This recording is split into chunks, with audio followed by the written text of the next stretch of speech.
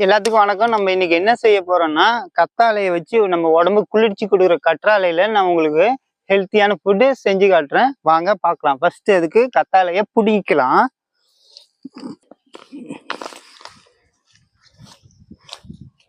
இதை வந்து பிடிங்காச்சு. நான் இதை க்ளீன் பண்ணி உங்களுக்கு நம்ம எப்படி செய்யறதுன்னு காட்டுறேன். டெய்லி கத்தாழை நம்ம டெய்லியும் சாப்பிட்றதுனால என்ன நன்மைனா, உடம்பு குளிர்ச்சியாக இருக்கும். ஹீட்டாக இருக்கவங்க, உடம்பு ஹீட்டாக இருக்கவங்க கண்டிப்பாக இதை வந்து டெய்லியும் யூஸ் பண்ணிட்டு இருங்க. உடம்புக்கு ரொம்ப ஹெல்த்தாக இருக்கும். இப்போ நம்ம இதை க்ளீன் பண்ணி எடுத்துக்கலாம்.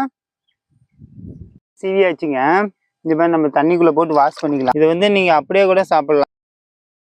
சீவி எடுத்துக்கலாம். ஒரு 5 நான் உங்களுக்கு 5 சீவி அதுக்கப்புறம் நான் ரெடி பண்ணுறது உங்களுக்கு காட்டுறேங்க.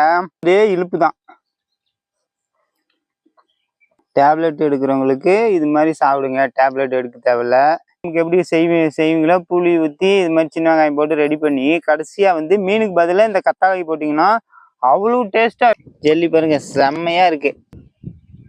நீங்கள் அப்படியே கூட இதை சாப்பிடலாம். என்ன நான் உங்களுக்கு சாப்பிட்டு காமிக்கிறேன்.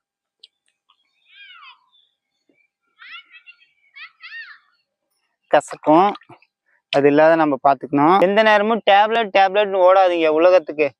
இது மாதிரி நல்லதும் கொஞ்சம் எடுத்துக்குங்க. உடம்புக்கு கொஞ்சம் சேர்த்துக்கிட்டிங்கன்னா டேப்லெட் பக்கம் போக தேவையில்லை. நம்ம அறுத்து வச்ச தலவாழை இலையை எடுத்து மசாலா வந்து நல்லா குழப்பிக்கலாம், ஆட் பண்ணிக்கலாங்க. ரெகுலராக எடுத்துக்கிட்டிங்கன்னா நோ சைடு எஃபெக்ட். மடிச்சுக்கலாம். இறங்க நல்லா டைட்டாக மசாலா கீழே இறங்காத மாதிரி டீப் ஃப்ரை பண்ணி அதுக்கப்புறம் நான் உங்களுக்கு எப்படி இருக்குன்னு ஆட்டுக்குட்டி பண்ணுற அல்சாட்டம் தாங்க முடியலைங்க. பாருங்க, நல்லா இப்போ எடுத்து